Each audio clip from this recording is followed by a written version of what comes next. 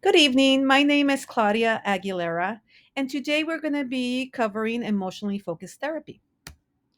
In this presentation, you will learn about the background and history of EFT, the basic tenets of EFT, the nature of the client counselor relationship, the population it serves, and the empirical data that supports this therapy, and finally, the therapeutic process and goals.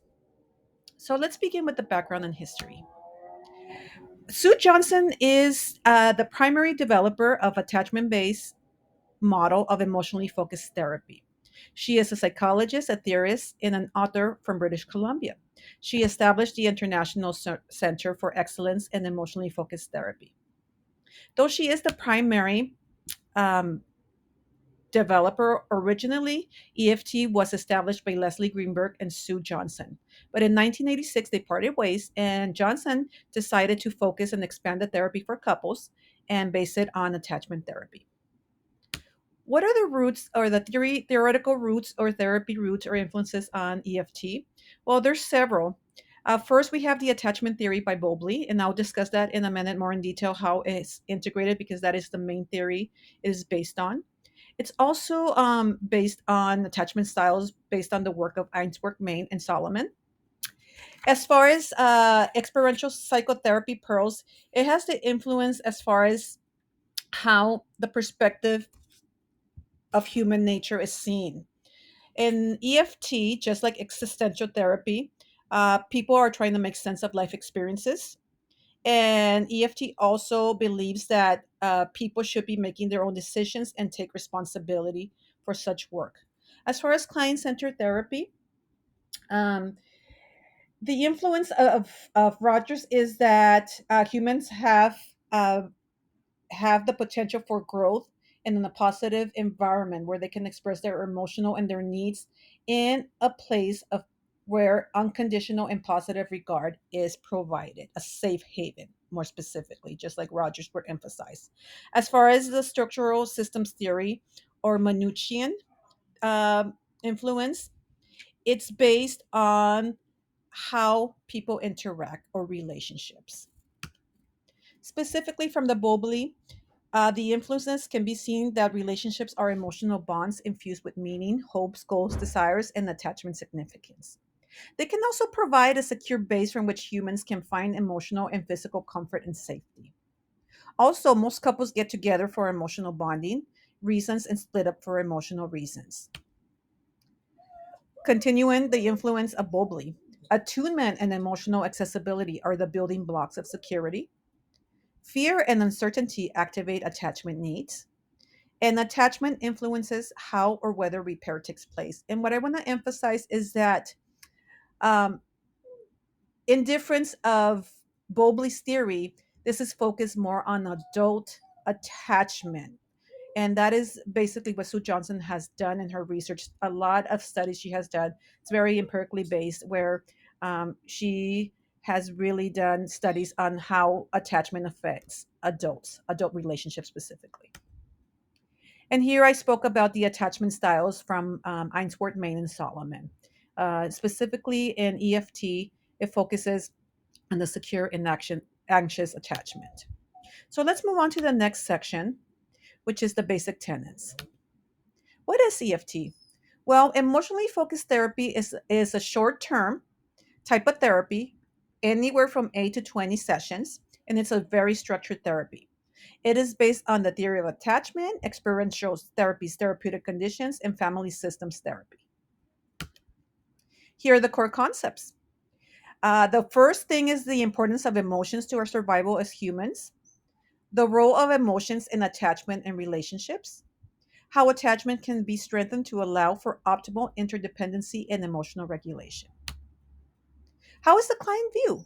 Well, number one, the clients are viewed through the lens of attachment theory, secure and insecure, like I mentioned before. Clients are billed as capable of engaging and changing relationships in healthy way. Also, interactions with others create and absorb emotional states, positive or rigid interactions. The client's emotional emotions are seen as the target and agent of change. New experiences and relationships events cause a change in the client. And here we can see the experiences that you can see here, the existential influence, also the attachment influence and the client center influence, and as well as the Manucci influence on relationships and how we interact. The next area we're going to talk about is the nature of relationship. What is the role of the therapist? Well, number one, the therapist acts as a facilitator. He focuses on the progress rather than the problem. And that is a very humanistic perspective on Rogers and Pearls that they emphasize. They do not focus on symptoms, they focus on the process of it. Also, very important, the therapist establishes a safe haven by being completely empathetic and being attuned, transparent, present, and accepting.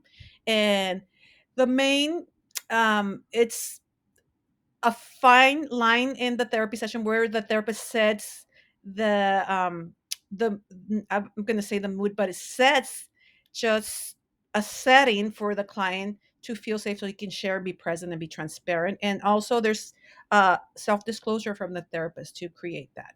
The role of the client is he is an active participant. He identifies experiences, accepts, and expresses emotions.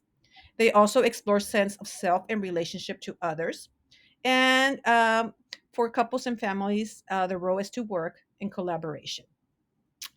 The relationship between a client and therapist is definitely a therapeutic alliance. They have to have an alliance. They work together to set goals. They trust one another and are transparent. And it's a very interactive process and also reflective. I'm also going to discuss the population that it serves and empirical data that supports EFT. Here I have some neural science information. There was a study done regarding using an MRI regarding where they were doing EFT therapy with couples. And what they did, for example, on the first here, on the first bit of data that I have, is that when they were doing the therapy and one of the couple felt a threat cue um, set by the other person or reflected or expressed, um, it was shown in the MRI. It altered the brain's response. So I thought that was interesting. In the same study, um, they also had a threat related brain activity in regions associated with self regulation during the no holding condition. So they had the couples holding hands and part of the therapy and not holding hands in part of the therapy. And there was activity in the brain showing the differences. So that was interesting. And the rate of improvement based on the empirical data is that EFT has helped 70% of couples to improve or be symptom free. So it has great rate. And like I said, it's a very researched um, based therapy. Who does it serve? Well, it originally started for couples, and it is effective with couples dealing with depression, anxiety resulting from trauma, medical illness, forgiveness dilemmas, or relationship issues. Now it has expanded to individuals and family. For individuals, it's called EFIT, or emotionally focused individual therapy. And it's still an attachment based therapy, but it specifically deals with individuals dealing with issues of depression and social anxiety. For families, it is called emotionally focused family therapy. And the same way that's for couples, but it's expanded for families. It looks for more secure family patterns and how caregivers respond in more effective ways to the emotional bonds with their children and vice versa. And that's the goal, to repair those bonds. And it has other uses. It is also effective for treating childhood abuse, eating disorders, personality disorders, and interpersonal issues.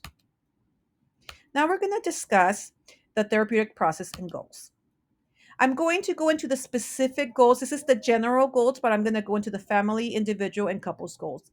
The primary goals in general are to access and expand and reorganize key emotional responses between partners, self, and families, to create a shift from rigid interactional positions to a more fluid one, foster the creation of a secure bond between partners, self, and family members by creating new interactional experiences that redefine the relationship. Individually, or EIFT, the goals are to help individuals heal trauma, depression, and anxiety.